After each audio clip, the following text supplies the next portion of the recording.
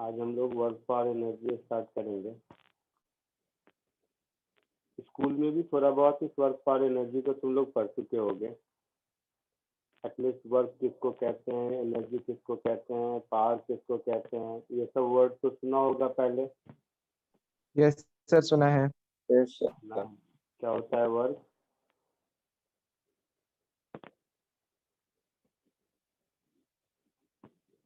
Work किसको कहते हैं बताओ?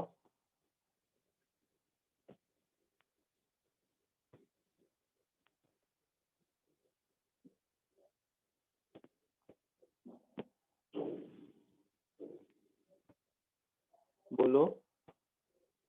Sir, if the object is displaced from one position to another by applying force in another. ठीक है, चलो देखो।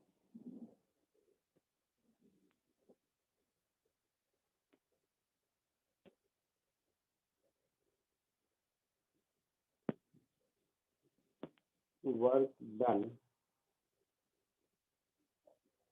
by a force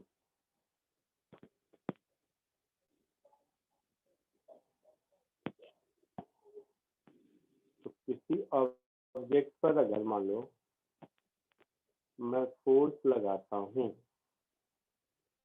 और वो ऑब्जेक्ट एक जगह से दूसरी जगह तक डिस्प्लेस हुआ मेरे फोर्स लगाने की वजह से, तो हम लोग कहते हैं कि some work has been done by the force. ऐसा ही कुछ कहानी है। Yes sir. तो जस्ट एक एग्जांपल से समझें अगर, तो ये एक ऑब्जेक्ट है, इस ऑब्जेक्ट पर एक फोर्स लगाया इधर F, जिसकी वजह से इस ऑब्जेक्ट का डिस्प्लेसमेंट यहाँ से यहाँ हो गया। मतलब थोड़ी देर के बाद ये ऑब्जेक्ट यहाँ पहुंच गया।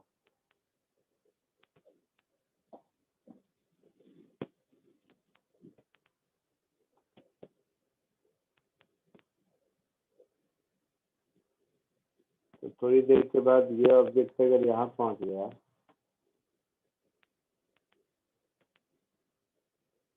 तो ध्यान से देखोगे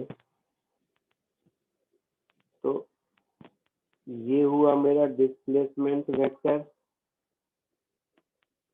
हाँ सर। अगर ये फोर्स थीटा एंगल बनाता है इस डिस्प्लेसमेंट वेक्टर से, तो हमारा कॉमन सेंस कहता है कि इस फोर्स का ये एफ साइन थीटा वाला कंपोनेंट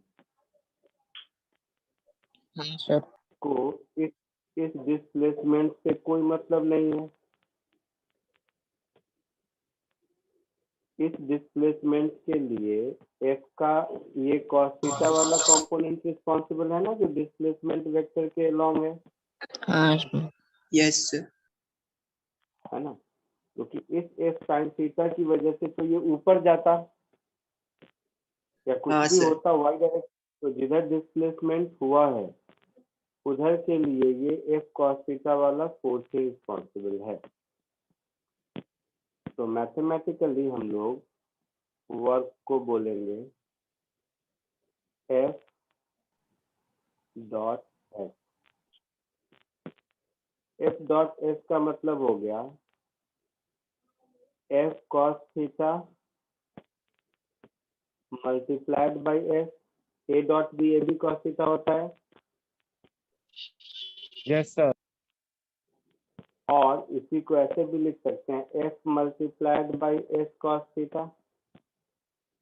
यस सर तो geometrical meaning A dot B का पढ़ते थे। A dot B means vector A multiplied with component of B along A, yes sir और other way round vector B multiplied by component of A along B. Yes तो हम sir. लोग भी कह सकते हैं displacement multiplied by component of force along the displacement, या force multiplied by component of displacement along force. यही मतलब हुआ ना। एफ का वर्क डन का मतलब हो गया कि डिस्प्लेसमेंट मल्टीप्लाइड विथ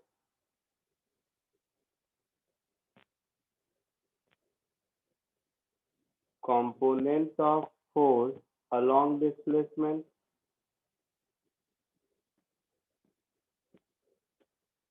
है ना, सर और force multiplied with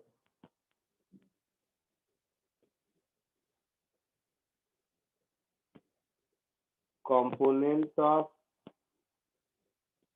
displacement along force।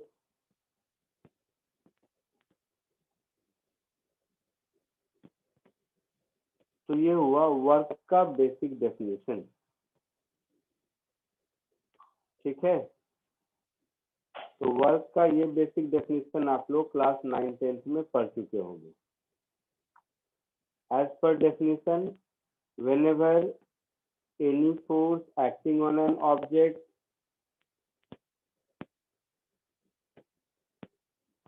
whenever any force acting on an object produce a displacement in it, then work is said to be done by that force। अब अगर force लगाने से ये object कहीं नहीं जाता तो हम लोग कहते हैं कि इस फोर्स का वर्क डन 0 है। Yes sir. ठीक है,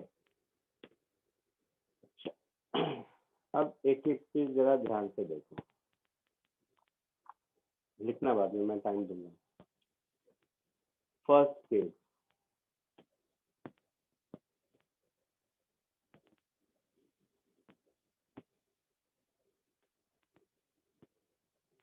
ये डिस्प्लेसमेंट है और ये फोर्स है। तो यहाँ पर फोर्स और डिस्प्लेसमेंट के बीच ये ऑब्ट्यूज एंगल है।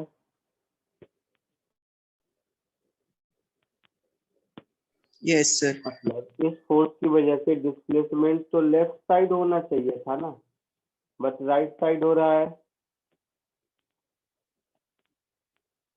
So if theta is greater than 90 degree, then work done negative होगा। तो वर्क डन नेगेटिव का मतलब क्या है? कोई फोर्स या तो वर्क करेगा या नहीं करेगा। नेगेटिव करने का क्या मतलब हुआ? Sir in backward direction. नहीं, वर्क तो स्केलर क्वांटिटी है। Means work is being done, sir by pulling. Work is being done against that force. मतलब किसी भारी ऑब्जेक्ट को तुमने पकड़ रखा है लेकिन फिर भी वो नीचे ही जा रहा है, तो इसका मतलब है कि तुम्हें लगेगा तुमने वर्क किया, बट तुमने वर्क नहीं किया, वर्क किसी और ने किया। तुम्हारे फोर्स के अगेंस्ट वर्क हुआ। मान लो किसी भारी चीज को हम ऊपर उठाने की कोशिश कर रहे हैं बट वो नीचे ही जा रहा है, तो मैं तो फोर्स ऊपर ही लगा रहा हूँ ना। तो फोर्स ऊपर है, डिस्प्लेसमेंट नीचे है। इसका मतलब है मेरे फोर्स की अगर बात करें तो उस फोर्स के अगेंस्ट वर्क हो रहा है। कोई डाउट?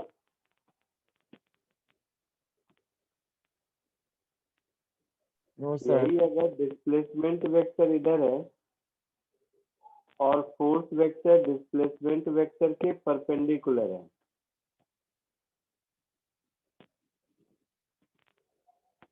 तो इस केस में वर्क डन 0 होगा। वर्क डन नहीं, work done by F.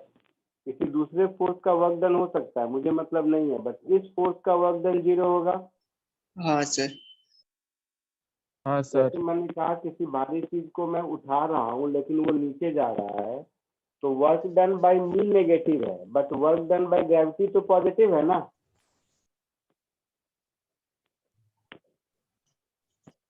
Sir वापस रिपीट करेंगे। मैंने कहा कोई एक हेवी ऑब्जेक्ट है जिसको मैं फोर्स लगाकर ऊपर पुल करने की कोशिश कर रहा हूँ, बट वो ऑब्जेक्ट जा रहा है नीचे ही।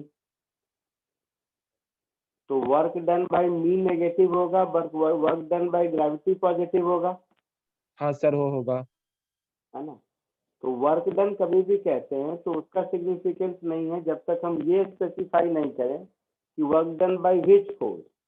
जैसे उस एग्जांपल में work done by me negative but work done by gravity positive. आया सर समझ में? इसमें थीटा 90 डिग्री है से छोटा है, एक्यूट एंगल है, तो वर्क डन पॉजिटिव होगा। इसको हम लोग बोलेंगे work is being done by the force. कोई दिक्कत? नहीं सर। No sir. सर हाँ, तो सर बोल सकते हैं कि वर्क एक सब्जेक्टिव प्रॉपर्टी है।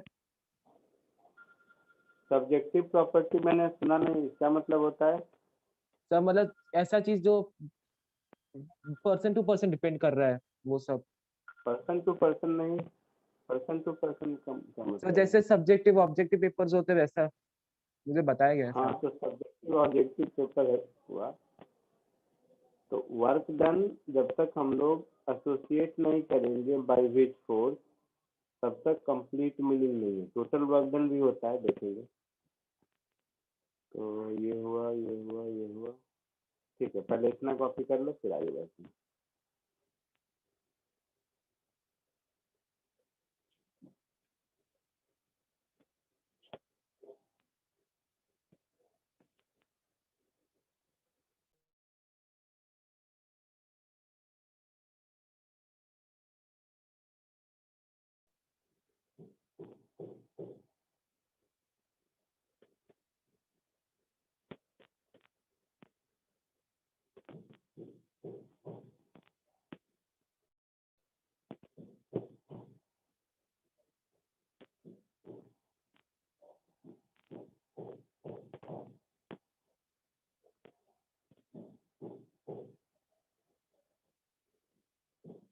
हुआ?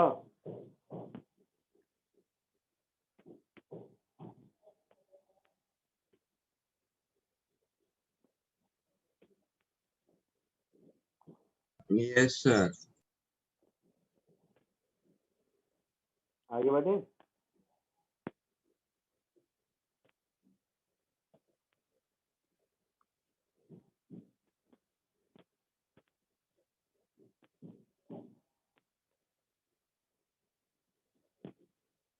अच्छा, तो कॉमन सेंस है, वर्क डन स्केलर क्वांटिटी है। हाँ हाँ सर। सर। तो फर्स्ट स्केलर क्वांटिटी है, इसका यूनिट क्या होगा?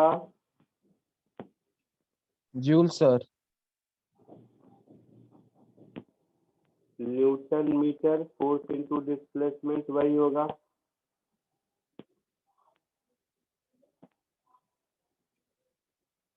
इसी को जूल कहते हैं। वर्क का डायमेंशनल फॉर्मूला क्या होगा?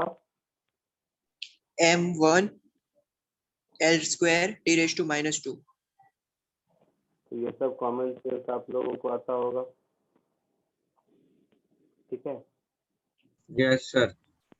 तो वर्क डन बाय फोर्स से रिलेटेड जस्ट एक छोटा सा क्वेश्चन कीजिए। क्या सर? मैंने कहा एक क्वेश्चन करो।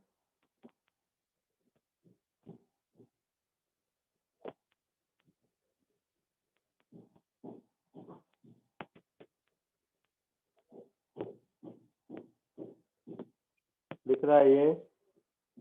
Yes sir. Sir yes sir. कोशिश करो सॉल्व करने का।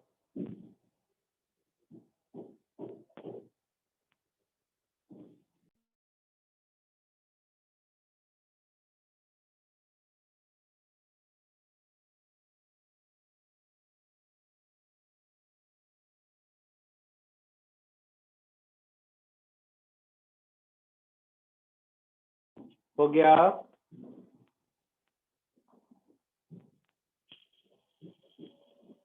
बोलो हो गया?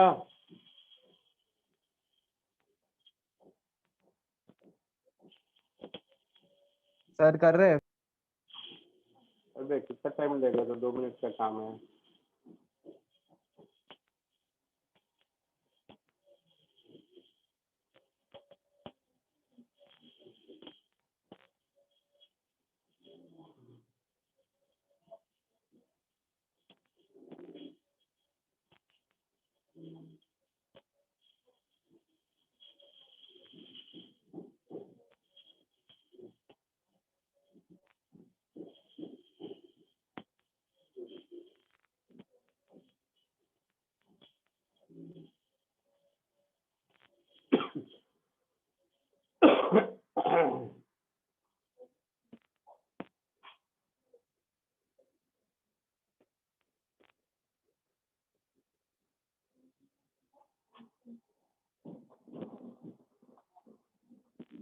देखो इधर लिखा हुआ है कि यूनिफॉर्म वेलोसिटी से जाता है।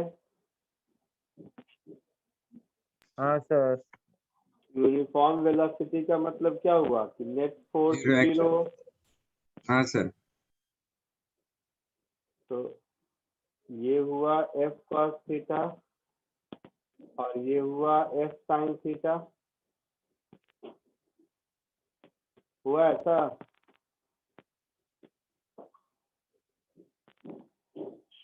हाँ सर। जब एफ कॉस थीटा का वैल्यू म्यू एन के बराबर होना चाहिए,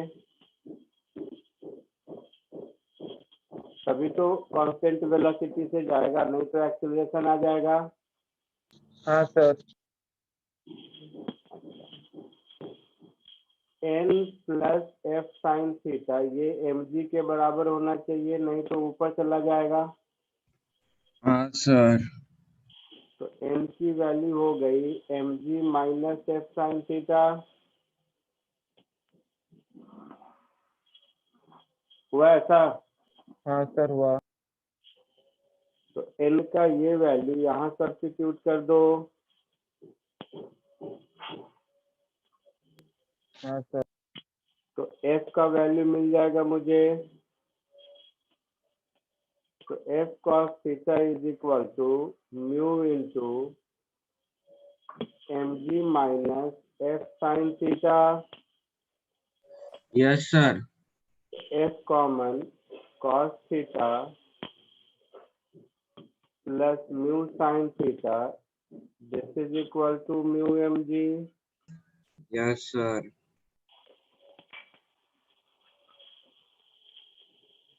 तो एफ कितना हो गया? म्यू एम जी, एक मिनट,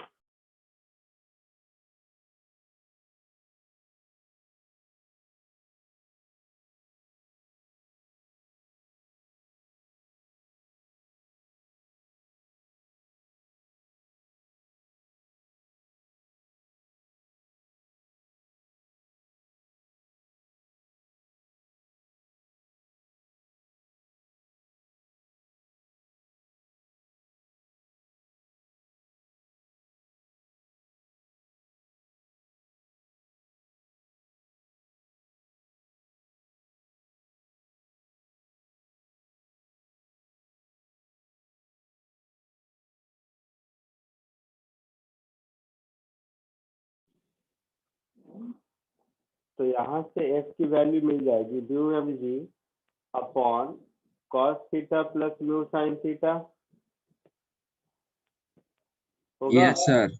होगा सर। तो वर्क डन मेरा क्या हो जाएगा? F cos theta into D. तो मेरा आंसर हो गया mu M G D cos theta divided by cos theta plus mu sine theta. Yes sir. ये आंसर होगा। कोई डाउट किसी को? No sir. जल्दी कर लीजिए।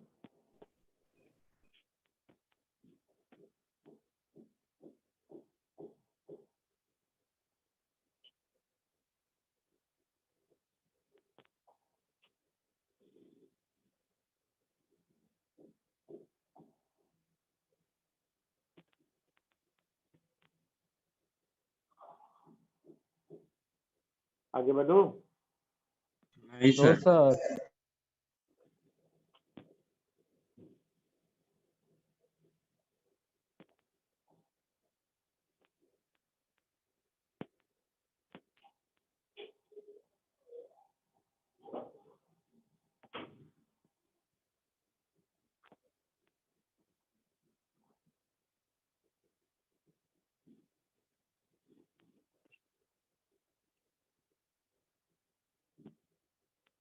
तो दूसरा करो।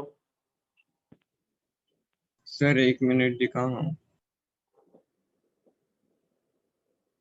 क्या दिखाना है? एकदम सिंपल क्वेश्चन कर है, क्या बताऊं।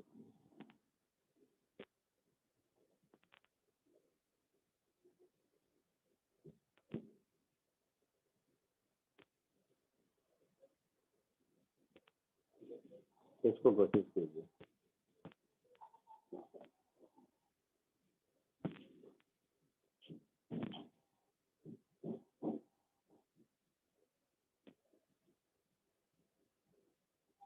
चलो पुराना कॉपी करना जिसको बचिया वो भी कर लो और इसको कोशिश करो।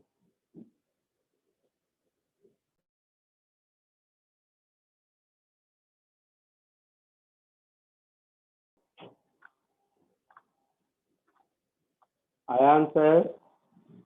सर फर्स्ट पार्ट का हो एक गया। मिनट।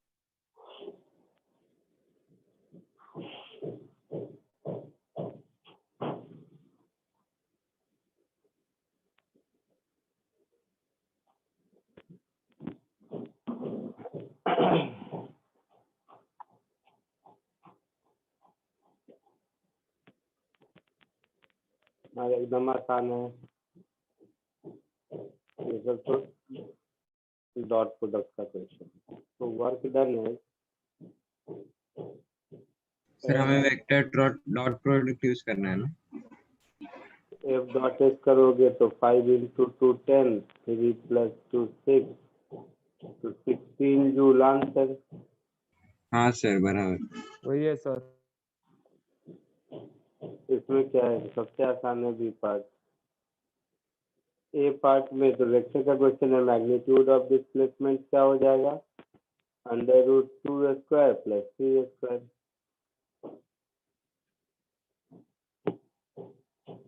तो root 13 newton. Magnitude of force क्या हो जाएगा? Root under 29 root sir. 5 square plus 2 square, तो अंडर रूट 29 न्यूटन। ये पार्ट का आंसर हो गया, इसमें तो कुछ भी नहीं था। हाँ सर।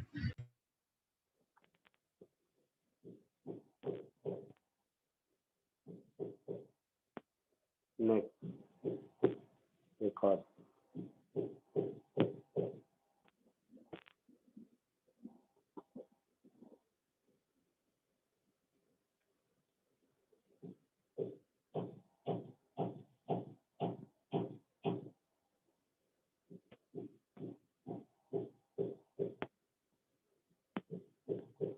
इसको कोशिश कीजिए।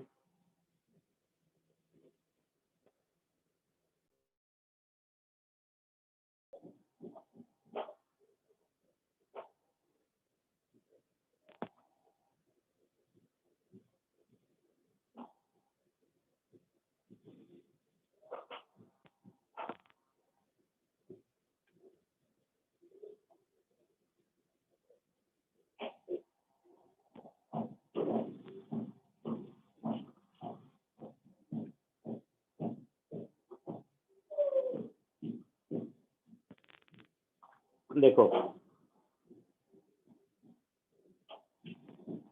ये ट्रक कांस्टेंट वेलोसिटी से जा रहा है, yes sir.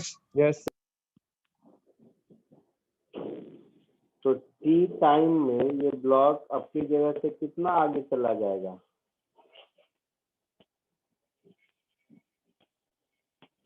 v VT। Into. हाँ सर। और इस पूरे प्रोसेस में friction force up the incline लगेगा। हाँ सर।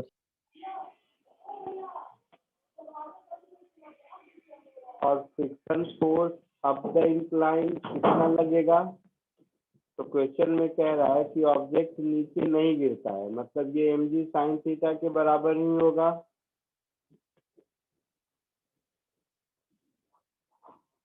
है ना? हाँ सर। न्यू का वैल्यू कुछ भी हो, अगर रिलेटिव मोशन नहीं हो रहा है तो mg sin थीटा इधर, mg cos थीटा इधर, नॉर्मल रिएक्शन इधर और फ्रिक्शन फोर्स इधर।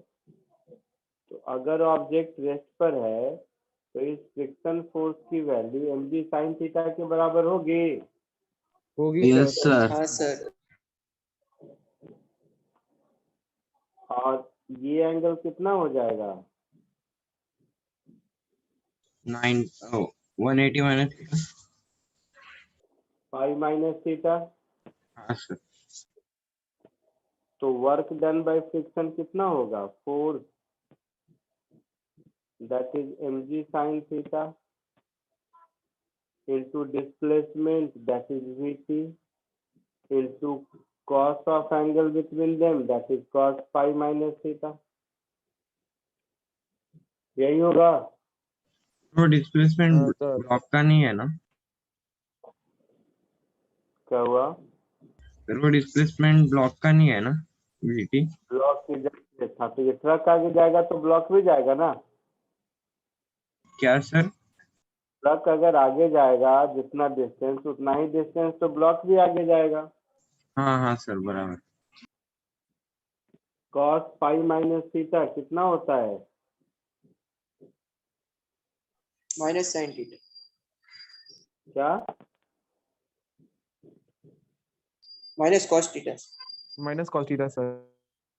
माइनस cos थीटा, तो ये हो जाएगा माइनस cos थीटा। तो हमारा आंसर क्या हो जाएगा? Minus mg sin theta into cos theta into VT, ऐसा आंसर होगा।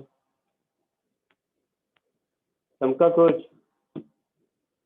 हाँ सर। तो आपने कौन सा फॉर्मूला यूज किया? क्या? वर्क निकालने के लिए कौन सा फॉर्मूला यूज किया? F dot S. एफ क्या है? mg sin, work done by friction पूछा है ओके तो ओके सर। फ्रिक्शन हाँ फोर्स डॉट एस। आया समझ में? हाँ सर आया। कोई दिक्कत नहीं, आगे बढ़ो। सर सर एक 1 मिनट। मिनट। जल्दी लिखो।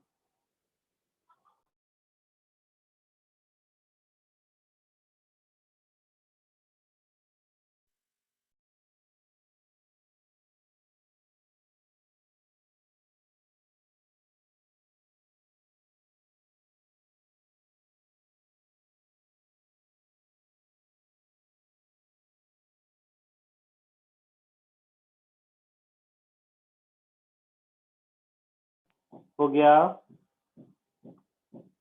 यस सर हो गया। हाँ सर।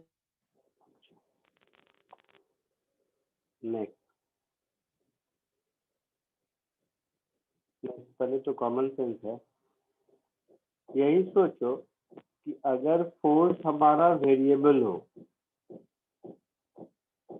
तो क्या होगा। So work done bye a variable force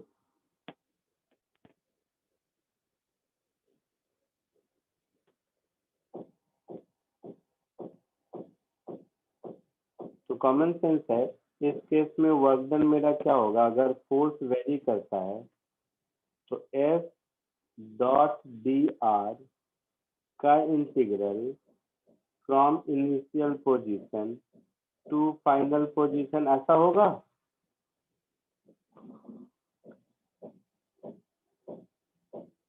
बोलो।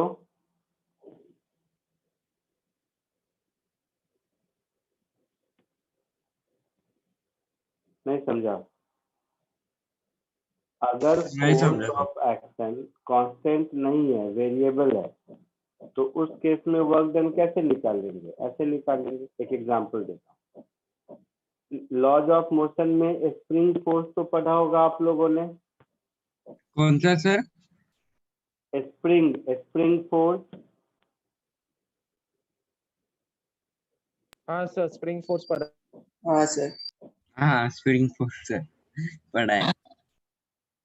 तो सपोज मान लो मुझे वर्क डन बाय स्प्रिंग निकालना है।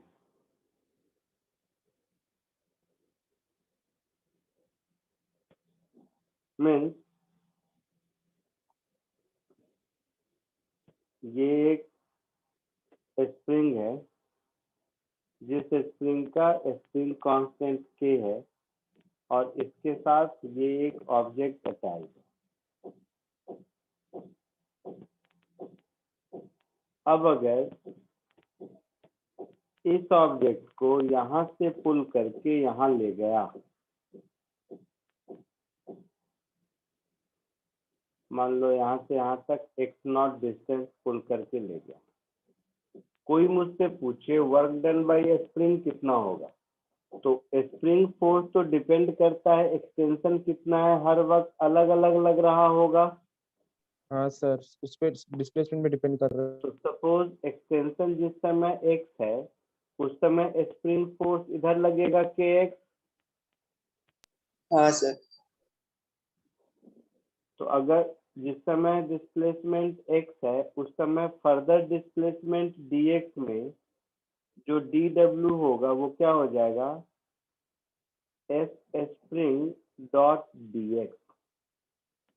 तो s स्प्रिंग की वैल्यू kx है। हाँ सर। तो s स्प्रिंग की वैल्यू हो गई kx, ये हो गया dx। अब स्प्रिंग फोर्स और डिस्प्लेसमेंट दोनों एक दूसरे के अपोजिट है तो cos 180 डिग्री है ना, kx इधर लग रहा है और dx डिस्प्लेसमेंट इधर है, तो फोर्स और डिस्प्लेसमेंट के बीच का एंगल 180 डिग्री हो गया। हो गया सर। हाँ सर। तो ये हो गया माइनस kx dx।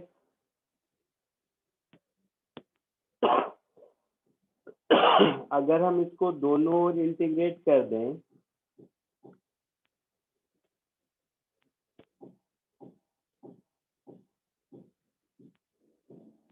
अगर हम इसको दोनों ओर इंटीग्रेट कर दें तो minus integral of kx dx from x is equal to 0 to x0 ऐसा होगा।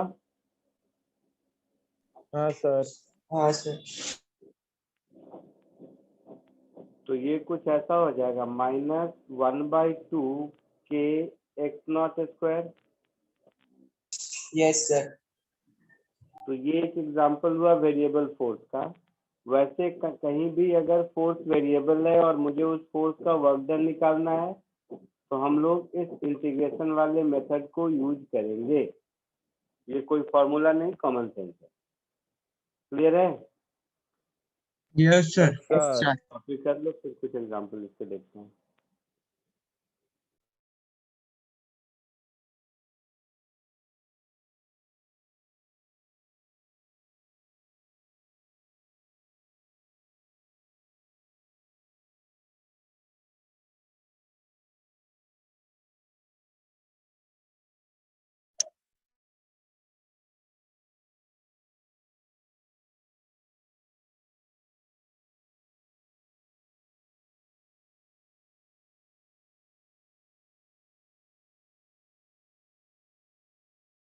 Done sir.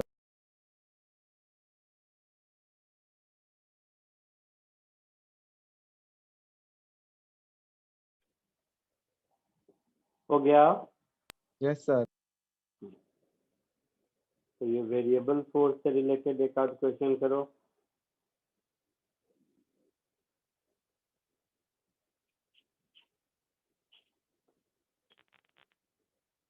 इसको कोशिश करो।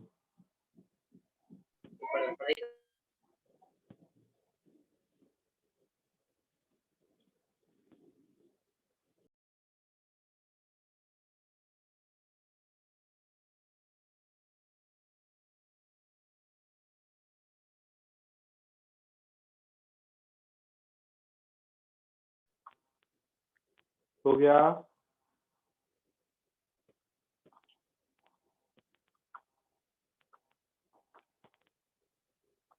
बोलो।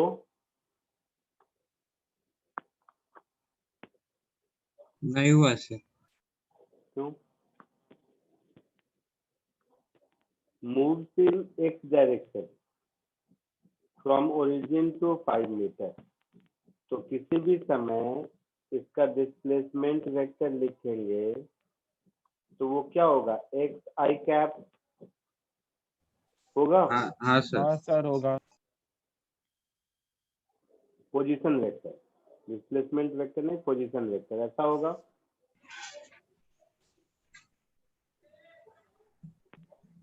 तो कोई फर्दर, जब एक्स पोजीशन पर है तो फर्दर डिस्प्लेसमेंट dx में dw क्या हो जाएगा? 4x I cap plus 3y cap dot dx I cap, ऐसा होगा। हाँ सर होगा। आया समझ में? हाँ सर। तो ये हो जाएगा 4x dx, y वाला 0 हो जाएगा। तो वर्क डन मेरा क्या हो जाएगा? Integral of 4x dx from x is equal to 0 to x is equal to 5। तो 4 into X square by 2, lower limit 0, upper limit 5। Yes sir. Yes sir. 2 into 25 that is 50 joule. Answer क्यों नहीं हुआ ये?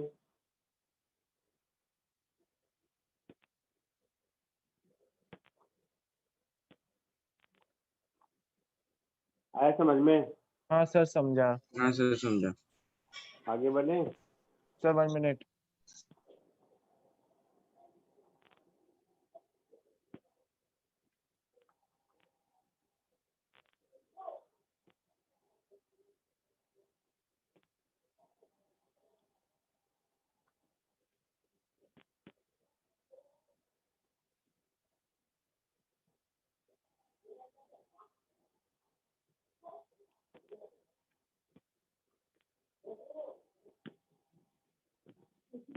Next question.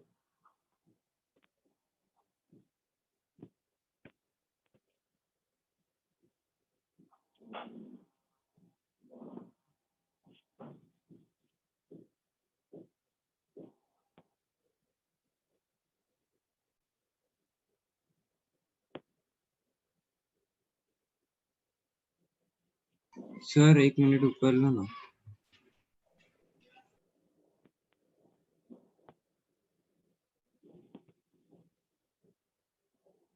ऊपर करूं?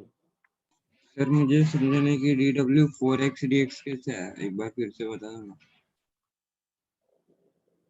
किसी भी समय जब पोजीशन x पर है तो dx डिस्प्लेसमेंट में वर्क डन क्या होगा? f डॉट dx होगा। हाँ सर। तो x डिस्टेंस पर, x पोजीशन पर था, dx आगे गया तो f डॉट dx ये dw होगा और इसी को इंटीग्रेट कर देना है तो टोटल वर्क डन होगा। ठीक है। क्वेश्चन नंबर 6 ट्राई करो।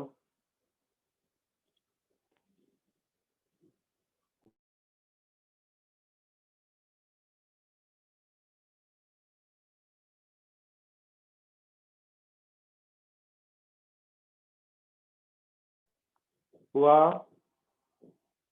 सर कर रहे हैं। Sir, 21 joules has. देखते हैं।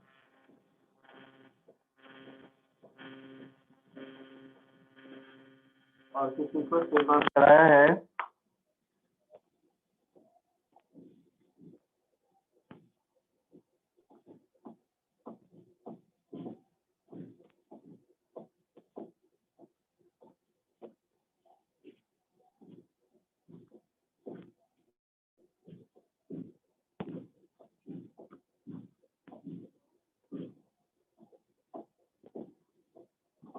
तो x इज इक्वल टू 0 से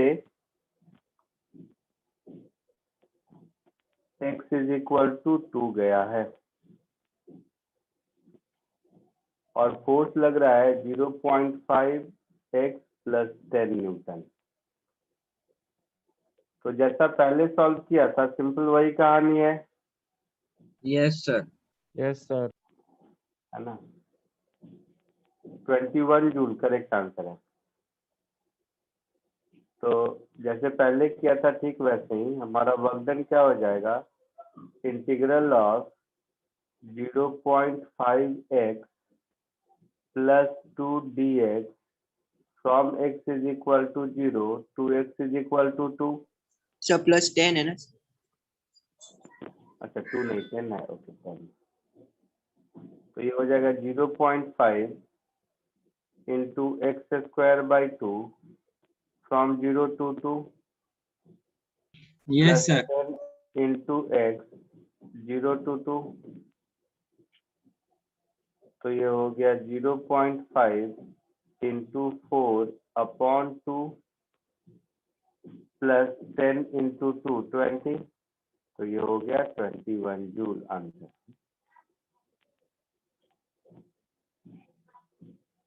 ठीक है सर हाँ। तो सर मतलब है कि दोनों वेक्टर्स क्या का एंगल 0 है क्या उनके बीच में? तुम बताओ।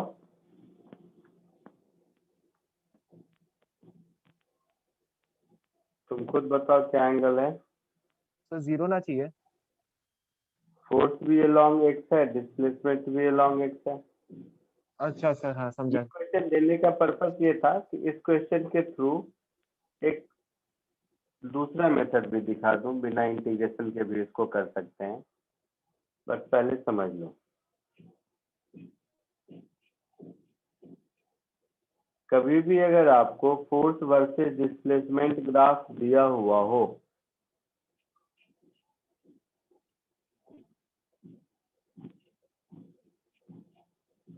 तो force F versus displacement x का ग्राफ कैसा भी हो,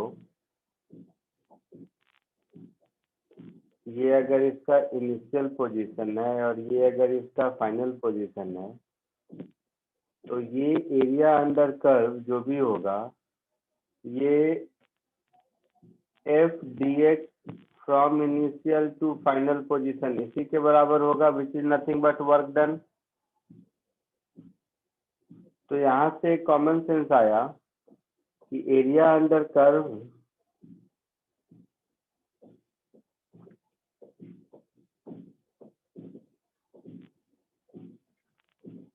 of a force F versus position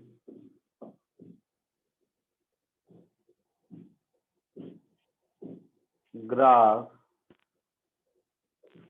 between two position limits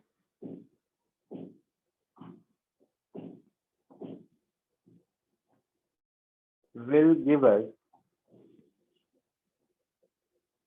work done by the force। हो गया था।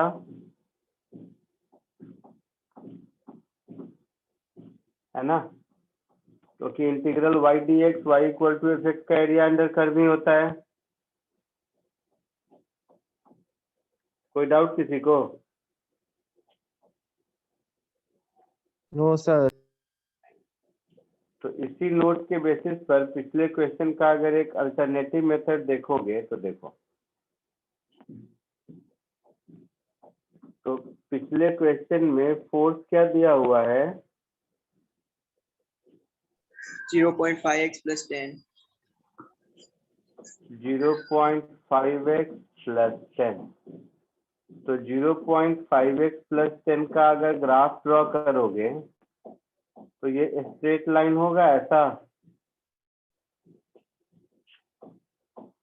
हाँ x सर। इक्वल टू 0 पर इसकी वैल्यू 0.5 न्यूटन और x इज इक्वल टू 2 पर इसकी वैल्यू 11 न्यूटन।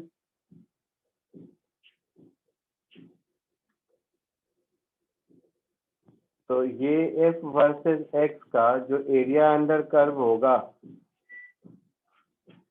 मतलब इस ट्रेपीजियम का जो एरिया होगा वही वर्क डन होगा। हाँ सर। ट्रेपीजियम का area half into sum of parallel side that is 0.5 plus 11 होगा। सर ये x is equal to 2 metre है, ये x is equal to 0 metre है।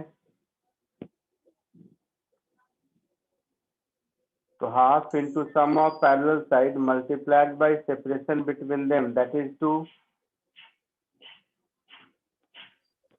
So उधर तो 10 आएगा ना सर? सर 10 होना चाहिए, 0.5 नहीं होना चाहिए। कहाँ पर बेटा? हाँ सॉरी 10 होना चाहिए, माई मिस्टेक।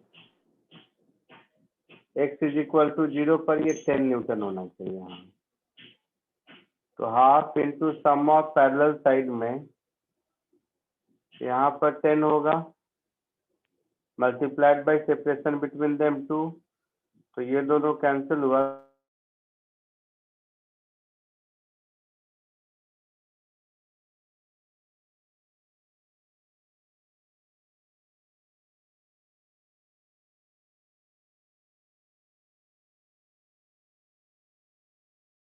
अगर फोर्स कांस्टेंट होता। दूसरा एफ डॉट एस से अगर वेक्टर दिया हुआ है तब। तीसरा अगर फोर्स वेरिएबल है तो इंटीग्रल एफ डी एक्स से। और चौथा अगर फोर्स डिस्प्लेसमेंट का ग्राफ दिया हुआ है तो एरिया अंडर कर्व से। ये 4 तरह से डिपेंड करता है कैसा सिचुएशन में हम लोग वर्क डन निकाल सकते हैं। हाँ सर। Yes sir. है ना, कॉपी कर लो इसको।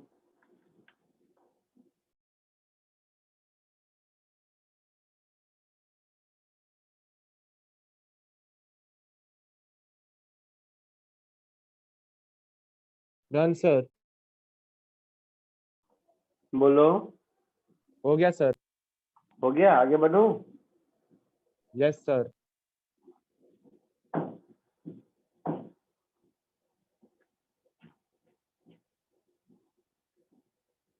तो अभी जो सिखाया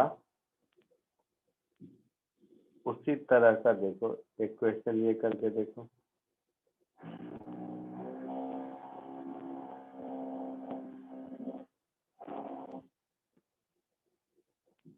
कौन सा होगा? क्वेश्चन नंबर 6 होगा ना? हाँ हाँ सर। सर।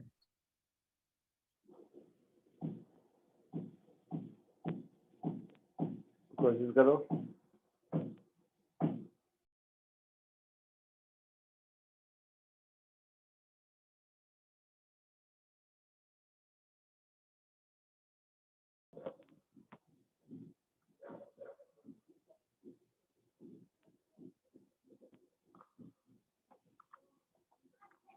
देखो ये ऐसे नहीं होगा, थोड़ा सा इसमें काइनेमेटिक्स का भी दिमाग लगाना होगा। फोर्स है जब फंक्शन ऑफ टाइम दिया है तो हाँ, यहाँ से सर। एक्सीलरेशन मिलेगा force upon mass Yes sir. That is c square. Acceleration क्या होता है? dv by dt। हाँ सर। तो dv बाई dt हो गया t स्क्वायर। और लिखा है at t equal to 0 block is at rest. तो v हो गया t क्यूब बाई 3, ऐसा हो गया। हाँ सर। सर कैसे? हाँ हाँ हाँ सर। पक्का? हाँ सर। और v फिर क्या होता है? ds by dt। तो ds बाई dt हो गया t क्यूब बाई 3। तो s हो गया t 4 बाई 12। हाँ सर। हाँ सर। अच्छा, तो s मुझे मिल गया और फोर्स 2t स्क्वायर मालूम है। तो मुझे तो चाहिए f डॉट ds, हाँ सर। है ना? Yes sir. तो फर्स्ट 2 सेकेंड अगर कहता है तो देखो t इज इक्वल टू 0 पर s इज इक्वल टू 0 है और Yes, sir. t is equal to 2 second पर s कितना हो जाएगा? 4/3.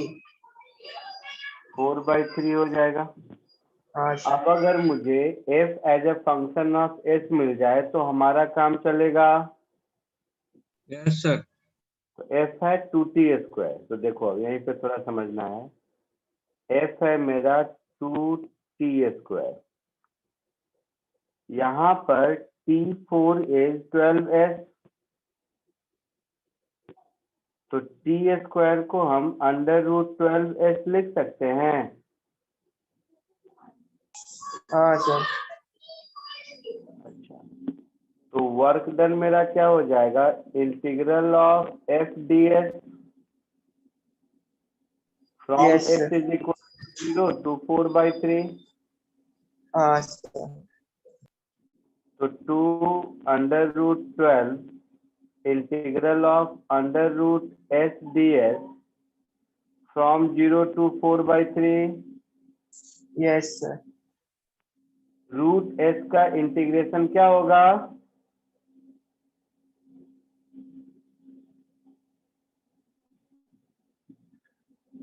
रूट s का इंटीग्रेशन क्या होगा?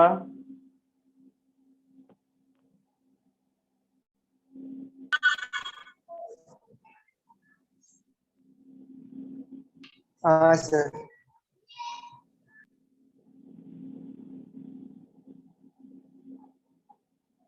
तो ये हो गया 4/3, इधर हो गया √12 और इधर हो गया 4/3 to the power 3/2। तो ये हो गया 4/3 √12 और ये हो गया √4³/3³ ऐसा हुआ। हाँ सर बराबर। तो 4/3 रूट के अंदर 12 इंटू 64/27 ऐसा कुछ होगा।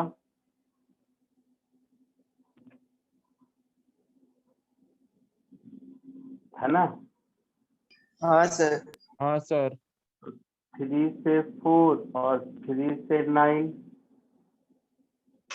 Yes, sir. 4/3। ये 4 का हो गया 2, 64 का हो गया 8 और 9 का हो गया 3।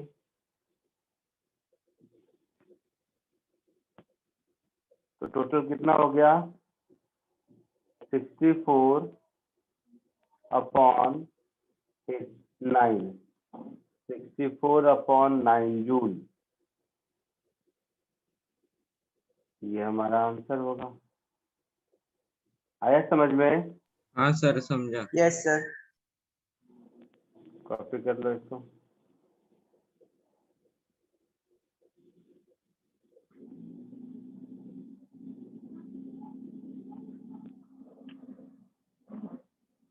अब सर इसका भी एक दूसरा मेथड है जिससे इसको ओरली सॉल्व कर सकते हैं, मतलब एक लाइन में। बस पहले इसको कॉपी करो, फिर उसके लिए नई चीज पढ़नी होगी, पढ़ाता हूँ।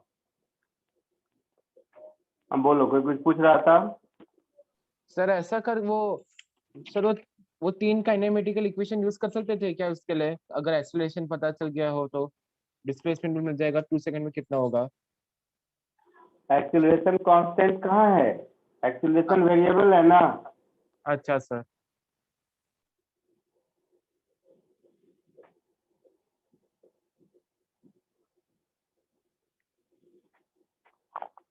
आया समझ में? हाँ सर।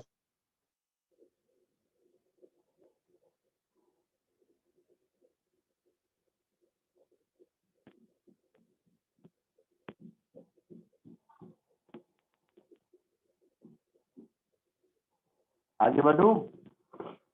No sir.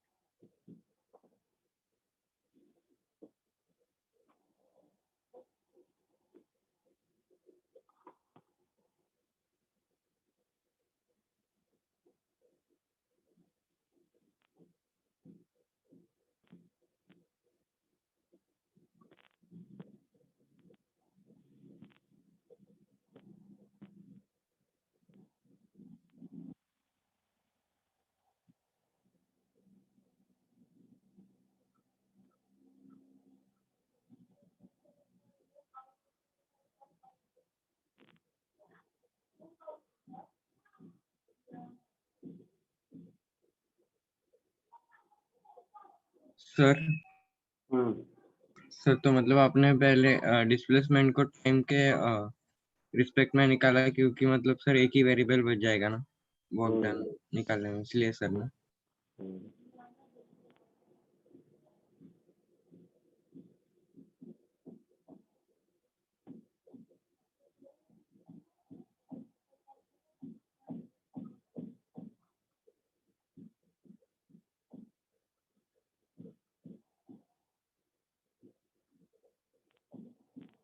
सर हो गया लिख के। हो गया। सर लास्ट बचा है।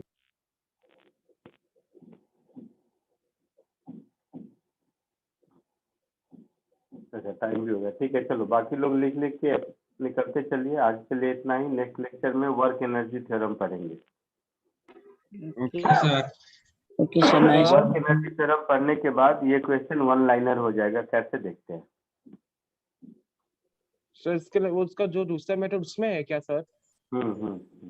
अच्छा सर, अगर सपोज क्वेश्चन में इनिशियल वेलोसिटी स्पेसिफाइड नहीं हुआ है तो क्या हमें अजम्पशन लेना है कि वो बॉडी रेस्ट में, अगर वो भी नहीं दिया है तो? नहीं दिया हुआ, स्पेसिफाई कैसे नहीं है, कैसे नहीं है, क्वेश्चन में तो दिया हुआ है स्टार्टेड फ्रॉम रेस्ट। नहीं सर, कोई भी क्वेश्चन में नहीं ऐसा नहीं होगा कि नहीं दिया होगा। अच्छा सर, समझा। Thank you sir, bye sir. Bye. Thank you sir, bye sir.